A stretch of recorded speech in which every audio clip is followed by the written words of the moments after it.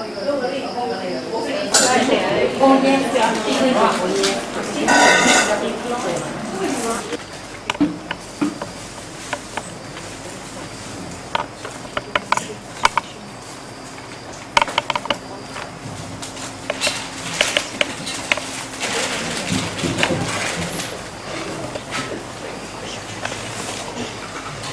everybody come a little closer before we sit with our fingers. We have a small talk that we can hear. Come, sit here.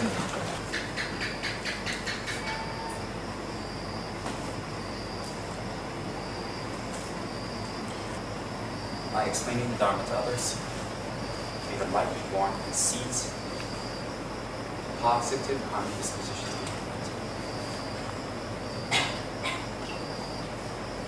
Your evidence, just Dzambala Yeshi, your evidence. 送到上去，唯一他们让我找到了，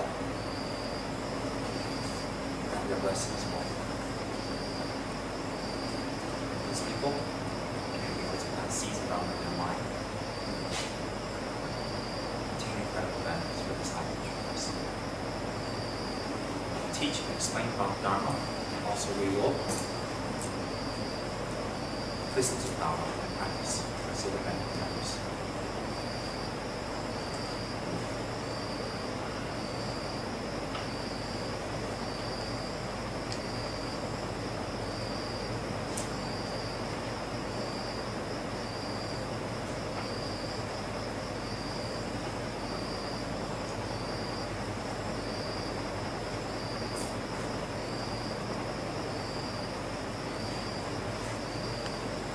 Okay, then we're always talking about Dharma, Dharma, Dharma. We're always talking about understanding the Dharma. We're always talking about trying to incorporate Dharma into our lives. It's one thing to have a Dharma teacher, another thing to understand the Dharma and to listen and to make an effort, a genuine effort towards the Dharma.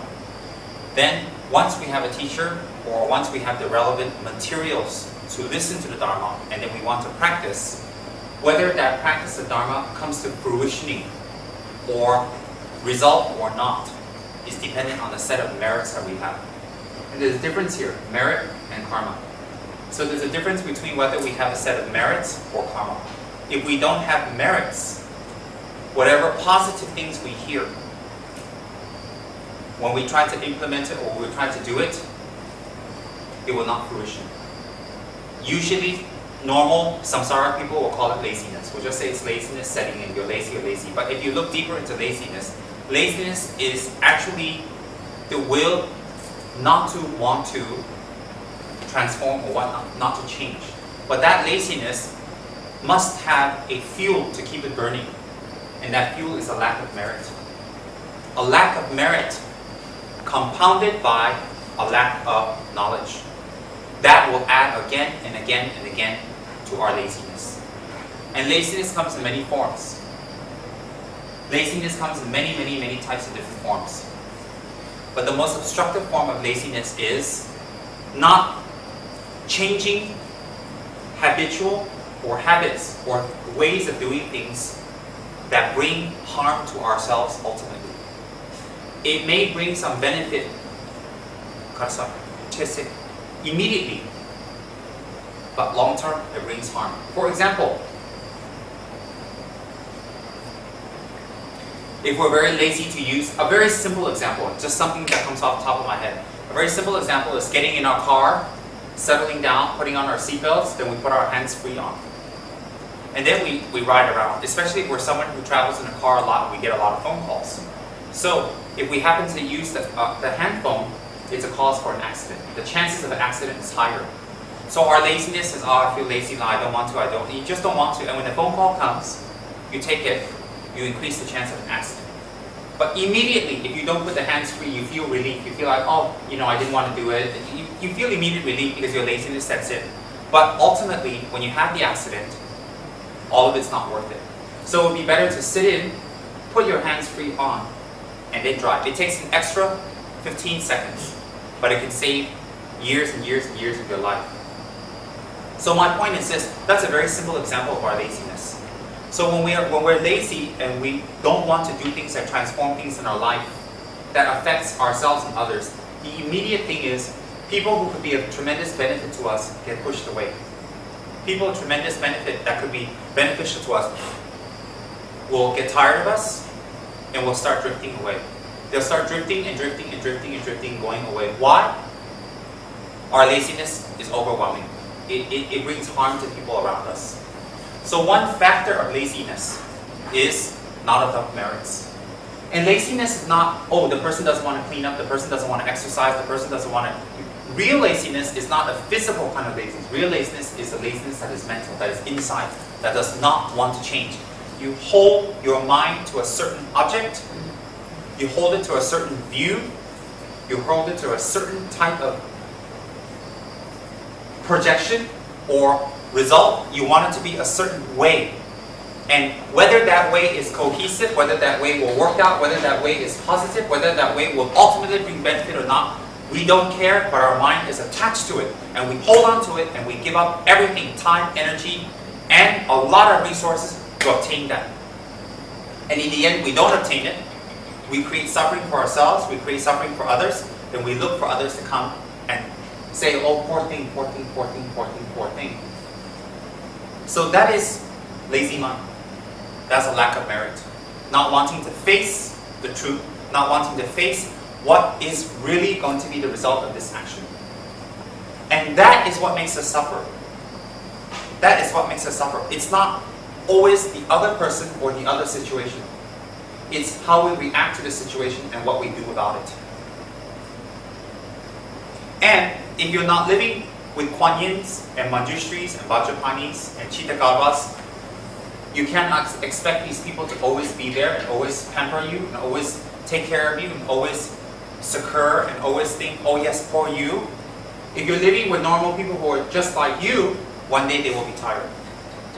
One day they did not want to deal with it. And then to you, it feels like you're abandoned. To you, you feel like, why me? Woe is me? Why me? Why me? Why me? Why me? When in actuality, it's not them, it's yourself.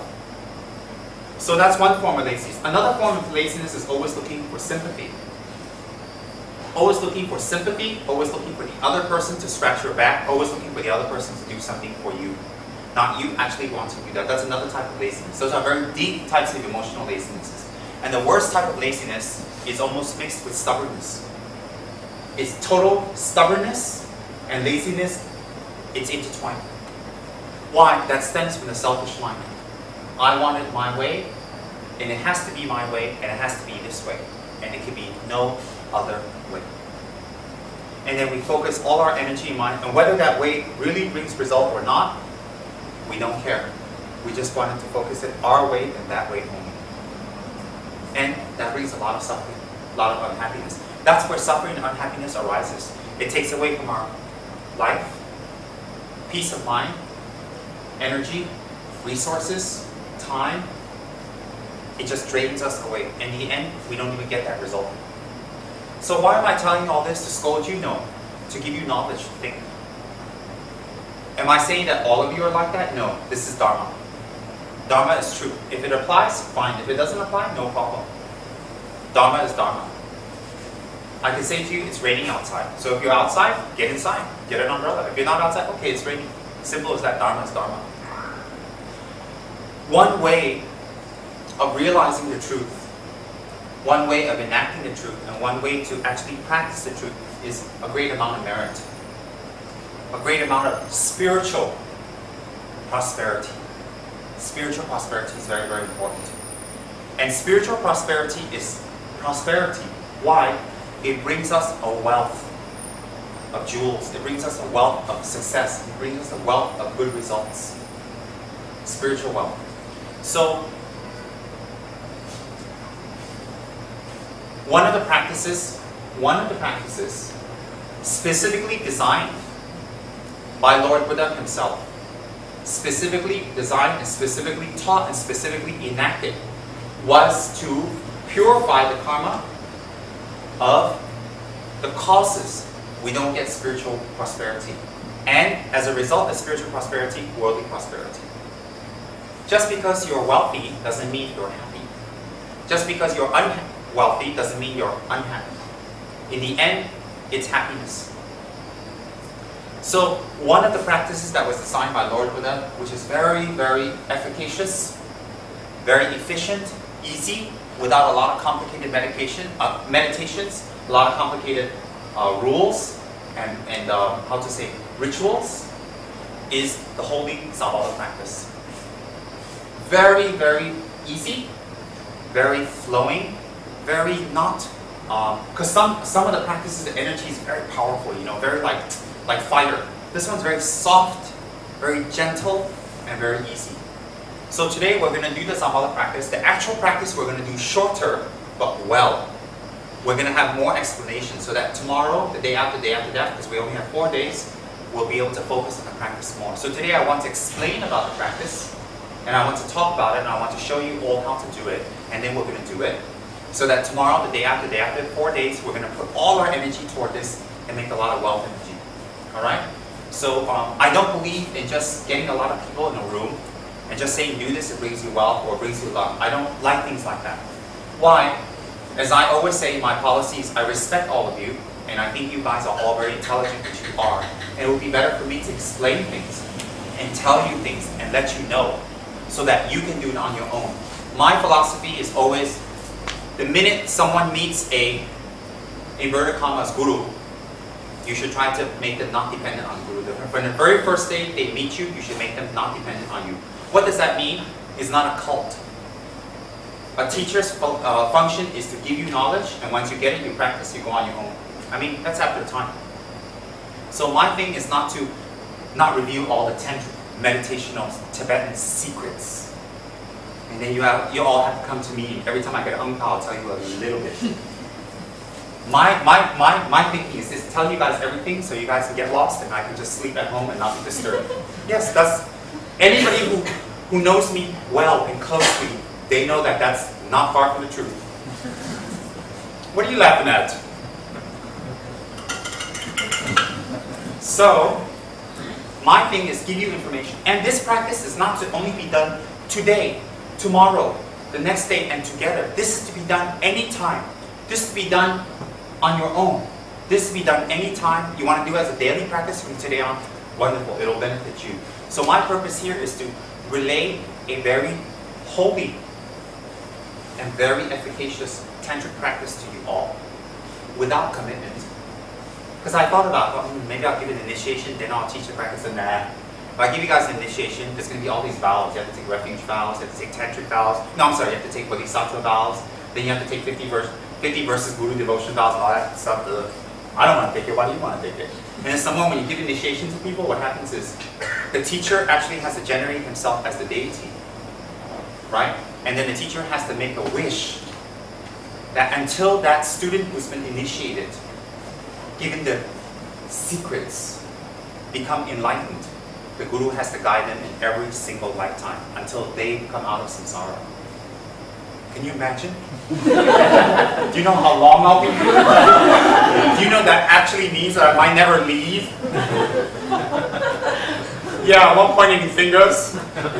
Can you imagine me and a certain peacock running around? Samsara? Everybody's gone, it's just me and her running around. She'll be looking at me, I'll be looking at her, I'm like, can you please be a Buddha so I can get out of here? And she'll be looking at me going, what? Seriously. People like the Dalai Lama and Karmapa, they're really compassionate because they give initiations all the time. They give it like free hotcakes, you know, come and get it. It's like a sale, the Great Malaysian Sale. They give an initiation, 100,000 people show up. Yeah, the Great Malaysian Sale, everybody's in the shopping center, right? Everybody. I had to be an unbodhisattva getting a parking space this past weekend. I was not very nice, but never mind, I won't tell you that. But yeah, when you give an initiation, you're committed to the initiator, and the initiation is committed to the initiator until literally end of samsara. Can you believe it? You gotta look at me, I gotta look at you, we're gonna meet each other every single lifetime. I know you're probably rolling your eyes too. Oh, my eyes rolled up so hard I had to bring it back down. Just think about that. But seriously, and then you have to take all these 10 bodhisattva vows. So I thought, oh, why make it hard for these guys? But if you do take the initiation, and you do this practice, the benefits are much more. Much much, much, much more. Really much, much more. But it can slip. The karmic repercussions are heavy also. So I thought, don't get them all into that trip. Don't be another weird Tibetan Lama showing up, and ringing a lot of bells and throwing a lot of rice and giving them a lot of commitments, and then say, if you break your vow, go to hell. And then I go back to Tibet. Right? No, we don't do that. We'll do it a different way. We'll do it my way. No initiation, no vows, nothing. We just offer water on Dzambala and say, give us some money and make it fast. Right? That's what I told Dzambala. I've been telling Dzambala. Sometimes I just immerse him in the shower, turn on the shower, give me money. It hasn't worked. Now, what's happening is this. What's happening is this. Zambala is a type of being called a yaksha. See, what's wonderful about ancient cultures, one of them is being Indian, in this case because we're Buddhists, right? One of them is that ancient cultures, like Indian cultures, they recognize all type of spiritual beings. Spiritual means beings that are different than us. And beings that maybe sometimes cannot appear to your eye. But because you don't know about it, you're scared. But actually these are different types of beings, different levels of beings that exist. One type of being is called a yaksha. They're not spirits, they're not ghosts, they're not dead people. They're a type of beings that were existing during Buddha's times that are not, they're kind of extinct now, I guess. Because there are a lot of beings that existed before our time that are extinct now. Just like animals, fossils and all that stuff, In any ways, yakshas are a type of being that are short and stout and thick-limbed, eat a lot and strong and very arrogant looking. No. Geraldine is not a yaksha. Geraldine is a human being. So everybody was kind of like. So Geraldine's new name is Smoochie. So just don't forget that. Yes, I saw this CD and it was a purple hippopotamus and it actually says kill Smoochie. So she was, oh yeah, that's a Smoochie. And Smoochie was getting on my nerves that week. So when I saw that video, I was thinking, that's the Smoochie. So she got a proper name, Smoochie. No, nice Smoochie. Yeah. And she kind of looks like a purple hippopotamus. So Smoochie. Anyway, never mind. Are we getting this on film? Oh my God. It's going to be all over the internet. Someone's going to show His Holiness. I'll be excommunicated. I'll be out of a job, and I'll be working at McDonald's serving hamburgers. Okay, never mind. Now, yes, you're a real funny Smoochie. Excuse me, Miss 90 kgs who was 88 3 weeks ago. Yes? Yes, I would shut up if I was you.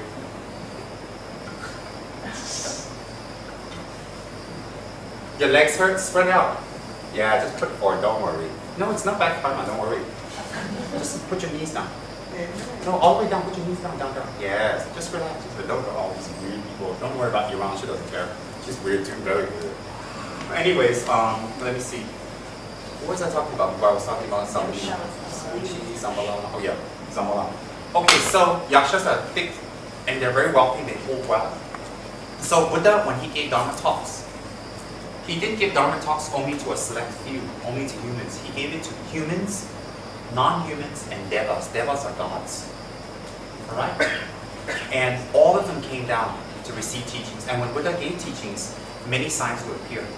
Many signs of happiness and many physical, natural signs would appear. Like nature would show signs of the 8 auspicious signs and the 7 royal elements would be floating in the sky. And Dakas and Dakinis would be dancing around, very happy to listen to Dharma talk. Why? Because that Dharma talk would benefit people tremendously. Whose phone is that? Maybe we turn it off. You can turn it off. Everybody turn off their phones, huh? 2-3 hours without phone, we can tahan. Come on, Mabel, 10 seconds or I'm going to get pissed off. 1, 2, 3, 4, 5, 6, 7, 8. But you got to sit down. 8 and a half, 9, 9 and a half, 9 3/4, 10. Oh, okay. I like people getting in that number system. It gets them excited. It's your karma. Maybe you took initiation from me 3 lifetimes ago. Here you are. You took the peacock initiation. You recited peacock and there you go. It's like the minute she was born, her hair was like, the mother's like, oh God. I took a wrong turn. Okay, so like that. So Buddha had a huge entourage, and Buddha would travel all over. And don't think Buddha, being so holy and wonderful and fabulous that he was, he didn't have enemies. He had plenty of enemies. He had plenty of people that hated him. He had plenty of people that could not recognize his good qualities. Just like today, we have very holy people in the world. The current Pope is very holy. I heard about good things about him, like Gandhi. I mean, what happened to Gandhi? They shot him. He's really holy. He's really fabulous. You know, just because you're holy doesn't mean you have enemies. Why do you have enemies even though you're holy? Because a lot of people don't have the merits to see your positive qualities. And whatever you do, they misinterpret it and they want to harm you. But on another level, their purpose is that to fulfill these holy beings that go back. You know, they reincarnate back to help in other forms. Anyways, just because you're holy doesn't mean you don't have enemies. I have a lot of enemies. A lot.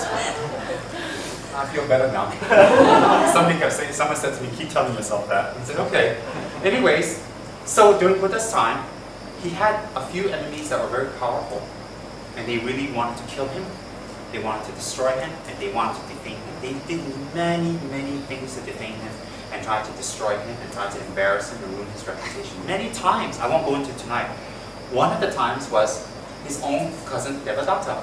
Devadatta was a royal competitor to the throne to him. And Devadatta totally hated Buddha. He saw not even one good quality. It wasn't that he saw and denied it. He just didn't see any good qualities in Buddha. And he hated Buddha. He did everything he can to poison, destroy, kill, and literally kill the Buddha. So one of the times was he and his little cohorts got together, and Buddha goes on a certain alms bowl path. They go on a path where they collect their alms with their alms bowl. And so there's a cliff, you know, a ledge or whatever it's called. Buddha's passing. So these guys worked for weeks, you know, weeks and weeks and weeks. They just brought boulders up and they lined it up on the top. So when Buddha comes by, they'll crush him. Many times.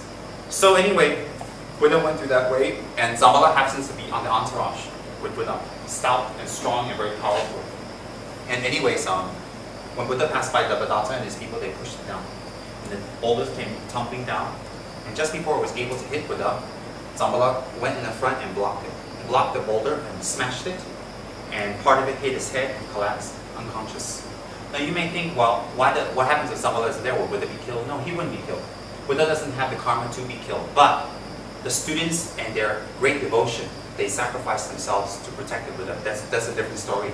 In any case, Buddha came upon Zambala, and Buddha prayed by the power of truth, and opened his holy hands to Lord Zambala, and a gush of white nectar-like water flowed forth from Buddha's hand onto Zambala's head, restored his consciousness. And Lord Zambala immediately opened his hands to Lord Buddha.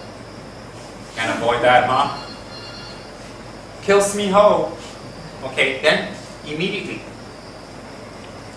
folded his hands, and Buddha said, he thanked Buddha, and Buddha said, thank you. No, Zambala said, thank you very much for reviving me. And Buddha says, from today on, whomever practices the Dharma sincerely, and Dharma doesn't mean just Buddhist Dharma. It means Dharma, it means the correct livelihood, correct way. It means not harming others. You, whoever pours water on your head and solicits you, you will be the guardian of wealth for my teachings, and you will bestow them love, and you will give them love. But there's a lot of meanings there. I'll get into it in a minute. Of course, Lord Zambala immediately complied. He complied because he has the power to comply. He has the ability to comply. And Zambala himself is not an ordinary yaksha. He's not one of these fat beings running around eating buffets and hanging out SS2 hawker stalls eating. He's a very advanced being. He's been practicing with Lord Buddha, and he's been meditating. He's already reached 10th stage Bodhisattva level, 10th Bhumi. And 10th Bhumi Bodhisattva level is the same as Kuan Yin, Tara. They're exactly the same. Bodhisattvas. Fully enlightened Bodhisattvas. Don't think he's just a fat yaksha. He's manifesting as a fat, strong, wealth yaksha, but his nature is Buddha, Bodhisattva, manifest. So therefore, Lord Zambala's lineage doesn't come from Tibet. Doesn't come from weird Tibetan lamas with weird hats. It stems from Lord Buddha, and it comes from Lord Buddha's mouth. So we can take refuge, and we can take faith, and we can take confidence in this practice, not because the Tibetan lamas have come and told you something, and they're the in thing in this season, but because Lord Zambala was propagated and taught by our Lord Buddha himself. And if some of the things that Lord Buddha says is correct and we apply it as result, some of the things we may not understand, we don't need to look that deep. We can assume it's good. We can use inferential logic. Sometimes we don't have the capacity to see all the way through, so we go inferential logic to check it out. So Lord Zambala has this kind of power, and has this kind of practice, and has this kind of effect. And I've never taught much of this in the past before because I'm not one of these kinds that into money and doing things for money and doing things for love. It's always been my kind of trademark thing, you know. You want to talk about money and love? Goodbye. You want to talk about getting merits, collecting merits, getting wisdom, all that, come and see me. So that's kind of been my trademark, but I'm changing my trademark. Now I've changed my name to not Tsem Rinpoche, it's going to be Fok Rinpoche.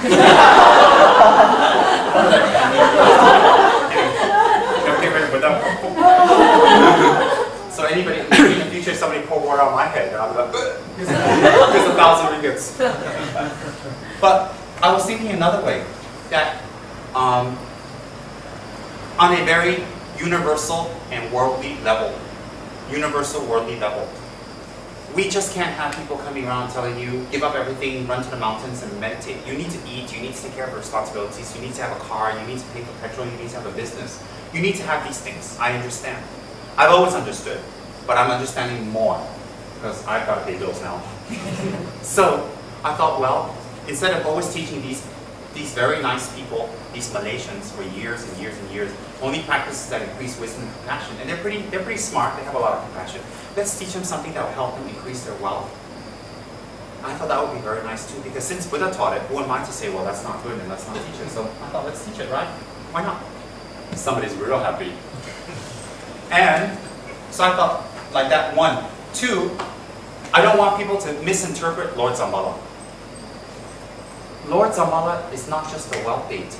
Lord Zambala is a wealth deity, but on a very high level. And I talked about it earlier before, but I'm going to go into a little today because it's important. It's important for you to understand so you know the practice. Poverty. There's 2 types. There's inner and outer poverty. Then if you want to go on a 3rd level, there's a secret poverty. Outer poverty is the poverty of getting food, clothes, places to live, paying your rental, getting money. It's difficult. And surviving is always a huge struggle. That is outer poverty. That's definitely there. This outer poverty cannot exist on its own. How can fire burn without wood or fuel? So this outer poverty exists and we can't deny it. And for a Buddhist to come and say, well, forget about all that and just practice compassion and bodhicitta and accept everybody's suffering, well, you're going to be the only one talking to the mosquitoes. No one's going to be listening, right? So this poverty that is on the outside comes from a cause. That cause comes from an inner poverty. That inner poverty is created by our own mind. The inner poverty is different than the outer poverty, but the inner poverty creates the outer poverty. The outer poverty is, yes, rental, food, surviving day to day, paycheck to paycheck, you know, and then once you get a big lump sum of money, something happens and it's gone, or even if you get money, you can't enjoy it, and you just use your life, your energy, your time, your health, your youth, everything just goes to money, money, money, money, money, money. And you're just chasing it. And when you get money, you have to support yourself to get more money, to support yourself to get more money, and then you just die. So that outer poverty is extreme physical and mental hardship and suffering. It doesn't end. And after this, next life is the same thing, next life is the same thing, everybody's doing it. Even animals do that. So this outer poverty is caused by inner poverty. Inner poverty is what? Main cause. Miserliness. Being miserly, being selfish. Miserliness, again, we bring it into 2 points. Miserliness that is physical, related to material things. And miserliness related to mental, emotional. Emotional miserliness and physical miserliness. Emotional and material miserliness. These are the inner causes for us to suffer. Then there's a secret cause. It stems from that again. Like when you look at a flower, it isn't just a flower, it's a stem. The stem has a root. So outer poverty is the flower petal. Inner poverty is the stem. And the secret poverty is the root. The root has to be exterminated in order for the flower not to exist. If you just cut the flower, it will regrow. If you cut the stem, it will regrow. So inner poverty is selfishness. Selfishness where one's concern for oneself, one's comfort, body, speech, and mind, is more important than the other person's. It could be very subtle.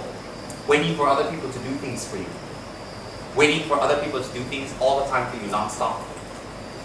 One, that can be one type. Another type can be not wanting to let the other person win. Number 3, always wanting to be right, not ever wanting to be wrong. And I'm not saying you are right or wrong, it's the wish to always be right. 4, pride. 5, arrogance. 6, a type of mind that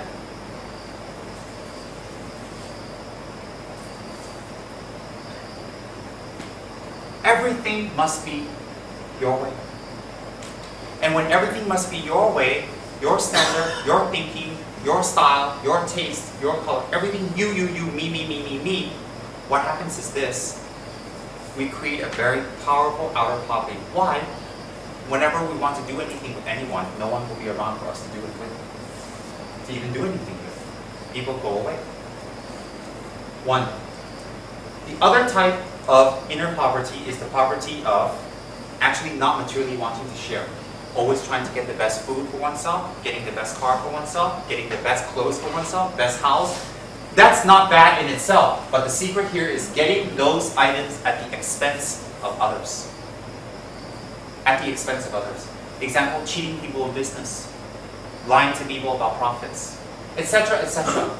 So inner poverty, the material side, is actually physically cheating other people or using things for yourself that can benefit others, but you don't care. It is just for you, and it's in excess. And you do it happily, with a lot of joy, and with a lot of party, at the expense of others. That's one. Inner, another type, the emotional side, is total emotional selfishness. So these 2 types of causes create the outer poverty that we experience. Then those 2, the material and emotional poverty, goes even deeper to the secret poverty. The secret poverty is the self-cherishing mind. The mind that only thinks about existing and making itself happy. And more important, this mind thinks it exists on its own. It is a projected existence. It is existence that does not really exist the way it perceives. But that's too deep. I'm just letting you know for the sake of auspiciousness. We'll talk about that in the future more. So this secret selfishness we call is or how to say self-grasping or self-cherishing mind. So this self-cherishing mind creates this secret poverty creates the inner poverty, emotional and material. And this one, when we act it out, creates outer poverty that we experience. No matter how hard you all work, no matter how much time and energy you all devote into your livelihood, no matter what you do, you will never ever get the result of that if you don't have the causes of receiving wealth. If you do not have the causes, no matter how much energy you put into it, you will not get the result. If you have the causes to get wealth, even you put very little or no effort, you will get the result. Example, that will explain very much why some people effortlessly does a little bit of business, gets a lot of money. That explains why some people put a lot of effort and energy into business and get very little result. Or the result is unsure. Or the result is choppy. And that explains it more than to think, well, I don't think heaven, the Jade Emperor, or God doesn't want me to have it. I mean, weird. Well, there has to be a cause. And the cause is one has created them. So in order to get, then some people have the outer trappings of wealth. They have big houses, they have beautiful cars, they have beautiful mates, they have beautiful big fat bank accounts with 7, 8 digits, whatever. And when they run out, there's another 20 digits there to be refilling it. Some people are born into the lack of luxury, But they have the outer trappings of wealth with no criticism intended. The inner wealth is not there. They're lonely, they're unhappy, they're frustrated. And when they start to age, start to lose it, they we suffer quite tremendously. So wealth without the realization of what we can do with it, or wealth without the realization that it's impermanent, and wealth without the realization of wisdom that that itself doesn't bring us happiness. Having wealth will not bring us happiness. In fact, it becomes an impediment to our happiness. We've heard many stories of people who brag to riches. When they become rich, they go down. They become worse. So having wealth itself doesn't create happiness. And I'm not telling you this as a matter of fact, because you've heard this all before 1,000 times. But I'm telling you the reason behind it. I'm telling you the karmic working behind it, so that you can say this next time to yourself with conviction, knowing the logical reasoning behind it. Having wealth doesn't create happiness. Working toward wealth doesn't make happiness. One has to create the causes of having wealth. And the causes must not be only karmic, it must be merits. One has to create the causes of having wealth. In what way? The causes must bring wealth, but with that wealth, the wealth is unending. It's unending. And the wealth doesn't create unhappiness to oneself. Example, if one gives donations to a charity in the name of a company or yourself as an individual in order to get more advertisements so that one can get more business, that's not a donation. Okay, you give it toward a charity, you give it to the Blind Home Association or whatever, you know. You know, like Rod Stewart's Blind Association. Smoochie's Lose Your Weight Association. Charina's Give Them Wisdom Association. Abused Children's Association. I mean, there's all types, you know? And you have these kind of associations, and you give a lot of money to them, but you ask them to wear your stickers, put stickers on the car, wear your t-shirts, you know, and all that stuff. Yeah, you gave it those, it helps. It is not bad. It is good. But that action, because the motive is to get more, you create karma. Karma. And karma, you create, once that karma is there, when the situation is right, that karma ripens and you use it, but once you use it, it's gone. It's like an apple, you eat it with a seed, that's it. Now, when there's Melvin's Abused Children Association and Runaway Kids and Kids Who Won't Listen to Parents Association home, and you donate to that, and you got Smoochie's weight loss program, she's got 500 people who are overweight, and she's helping them get a life and find themselves. Anyways, when you open that up and you give them, you say, no, it's not for my business, it's not for anything. And then you give it to them and say, I want to help them because I was one, I was them, I was this, I was that, I was whatever. And you give it with a good motivation, you pray, may I be able to do more. What happens is it benefits, and they happen to advertise for you without you even thinking. Wonderful. Wonderful. But that's a side benefit. You collect merit. The action, the object, the giver, action, object is exactly the same. What's the difference? Peacock? What's the difference? What's the difference? Thank you, Manjushri. Somebody did Manjushri this morning. When I said to Sal Chan, when I said what the Ratsumi, she said like,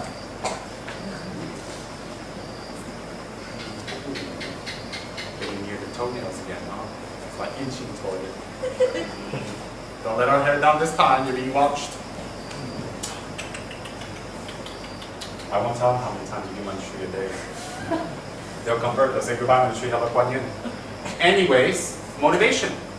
The giver, the object, the action is exactly the same. But the result will be different because of the motive. And the motive is different because you have knowledge. And the motive will become cemented and firm if you apply yourself towards the motive. If you keep forcing yourself toward that motive again and again and again and again, then it becomes habitual.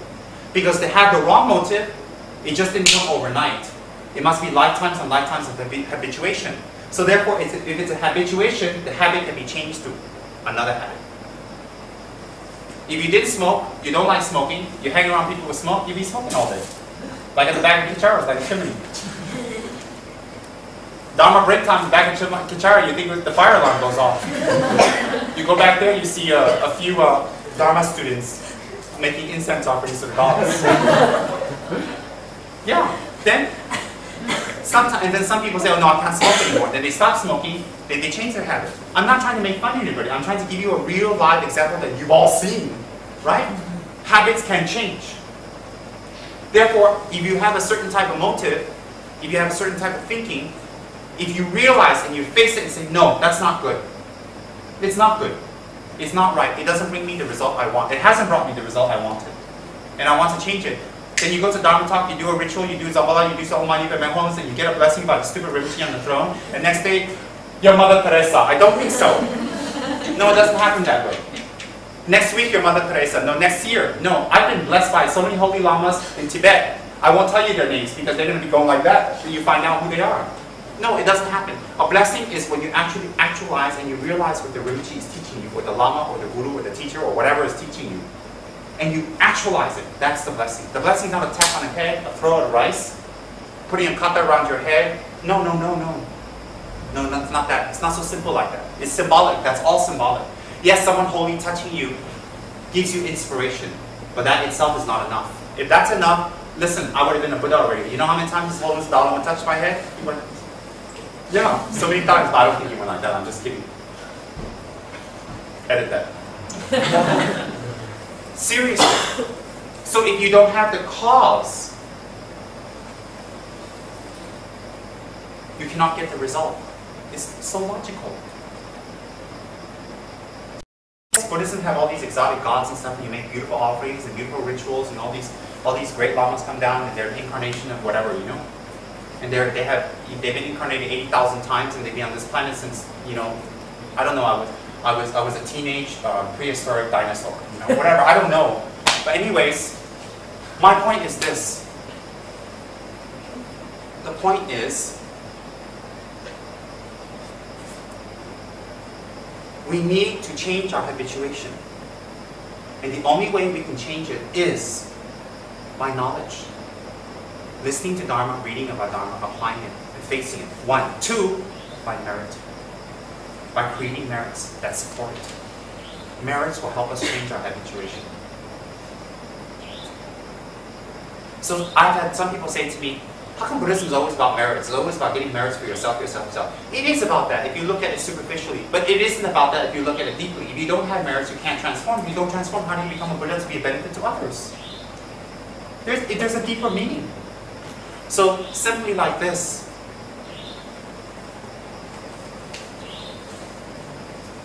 We, by doing Zambala's practice, the ultimate aim is to remove the causes of us suffering inner and outer poverty, and to create the causes for us to experience inner and outer prosperity. Again, the purpose of doing Zambala's practice, I know what you all are thinking. Oh God, there's Severanchi with this trick again. He tells us it's money, but it's not money. It's wisdom and compassion again and change ourselves. Oh, how can he do that again? Some of the people think, oh no, self-esteem, oh rats. I came here to get a money mantra and I gotta change myself again. I heard that one again. Yep. Yes, it's a trick, I tricked ya. It's about transformation. Zambala's practice is what? Zambala's practice, you know, it's incredible. Liho's mother is the only one that's fully like looking and paying attention. She doesn't understand a word I'm saying. But never mind. Every time I turn around, she's like, no, I'm just kidding. Everybody's paying attention. The real ultimate purpose of Zambala's practice is not just pour some water on some money god and the next day we hit the 4D. No. No, I told you I stuck him in the shower. I still didn't hit the 4D. Or the 3D or 1D. My point is this. Doing Zambala's holy sadhana and practice and mantra and offerings and rituals and prayers together is to create the causes to experience inner and outer prosperity, physical and mental prosperity, and to dispel the causes for experiencing inner and outer poverty, physical and mental poverty. That is the reason for doing Zambala's practice. Remember, Zambala is not some weird wealth god. You offer a lot of water, tea, chicken, pigs, you know, flowers and incense and burn money and then you hit the 4D. He's not a weird god. He cannot be bribed. Zambala is a Buddha, a 10th level. It's a Buddha manifesting as a 10th level Bodhisattva, one of Buddha Shakyamuni's personal students. Personal. And by perpetuating Lord Zambala, by perpetuating him, you gain Papedinor, Arya wealth, wealth of inner transformation. So when you make prayers to Lord Zambala, everything in your life changes. It isn't just wealth. It helps you to gain merit to change, transform yourself, your laziness. It helps you to gain wisdom. It helps you to gain great compassion. Why? Zambala has all these qualities. Since he has all these qualities, if you do rituals and meditations and mantras and connections and perpetuation to this kind of energy, you will get this kind of energy. Since Zambala is not a god, but a Buddha, you will get the qualities of a Buddha. If he's a god, you don't need to worry how good or bad you are inside. They don't care. Gods basically, on the whole, not everyone, on the whole, are happy with just your offerings, and you show some countdown, show some respect, they do whatever you want. Because their level is that level. Buddhas are not. Buddhas' levels are very high. They can't be bribed. They will help you whether you are sincere or not. But it's your sincerity that is able to absorb the help. If you're sincere, it's not the Buddha says, oh, I help you because you're sincere. If you're not sincere, I don't help you. If you're sincere, you create the karma to be able to receive the blessing, to receive the help. There's a different step. Now, Lord Zambala is very unique.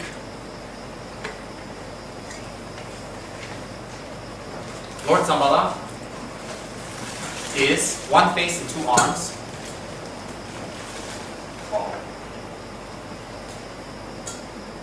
Lord Zambala is one face and two arms. Fat, corpulent, sitting in a relaxed posture. The iconography is pure Indian. The symbolism is pure Indian. But although outwardly, the symbolism is Indian, what it symbolizes is universal. So we don't need to get caught up, oh, this is a Tibetan deity, or Tibetan thing like that, or Indian thing like that. We don't need to get caught up on that. We get caught up that because this symbolism, how he dresses and how he looks, the color and all that. See, now today, if you put someone like that and say he represents wealth, they'll be like, wow, he looks like he's out of shape, join, gym. But 2,000 years ago, when people, most of them worked out in the fields and they're starving to death and they're all skinny and they weigh 20 kgs and you have people inside that look like Smoochie, well, we want to be like people inside that look like Smoochie because they got the money, they got the wealth, they lay around, they eat, they pop cherries in their mouth and they smoke a sticky bug and they sell a statue or two and they're doing dharma. So that's 2,000 years ago. Now, when you look like that, like I say, heard of the gym? And then, for their birthday, you give them a membership. Happy birthday! Oh, it's a gym card. Oh. You know what I mean? And sometimes, for some of these very large people, it's a very powerful mantra. The minute you say gym, they run. They're gone. For a few months, the minute I say gym, Smoochie's gone. Where's Smoochie? No. So, but 2,000 years ago, the iconography is different. So let's not get hung up and caught up on the iconography. Let's not get caught up on the beautiful Indian symbology. Let's get caught up on what the representation is symbolizing. And what it symbolizes is what we all want. Nice, huh? I'll sell it to you. Zambala 388. Remember, 388. After I put orders blessed, Zambala. When I'm talking to this lady's like, she was like Zambala. Okay, what are you talking about? I'm just kidding. You gotta get used to me. I'm weird. I'm one of these people who went for Rinpoche school, but I failed. They kicked me out. Well, I shouldn't have told you that, huh? Is it oh? I said, okay, you'll see. I'll prove you wrong. It hasn't worked yet, but never mind. Okay. It's like a Chinese dinner. Who wants well? I want well. No, I want. Zambala's getting vertigo, sorry. Okay, the symbolism of Lord Zambala, who is a fully enlightened Buddha. Don't underestimate his form. Manifesting symbolically to bring you the elimination of inner and outer poverty. Lord Zambala is sitting in a relaxed pose of ease. Because when you got a lot of money in the bank, you got a lot of food, you got a lot of dancing girls around, you got nice clothes, you got your back drawn, you got a big house, you got a big car, and you know, you're really relaxed. You don't sit there like this, do you? You sit there like this. Sometimes. Right? You're just relaxed. So in ancient India, the pose of a deity, of ease and royal, relaxed pose is that. That pose symbolizes Zambala is, he's it. I mean, he is, you know, Rupert Murdoch and what's his name? What's that guy? Bill Gates all put together. All right, like next to him, that's it. They can't compare. So he's relaxed. He's just sitting there. So it symbolizes he has achieved inner and outer wealth. What's the inner wealth? Full enlightenment. So he's relaxed. He's letting you know. That's his way of showing I'm a Buddha. I'm a Buddha.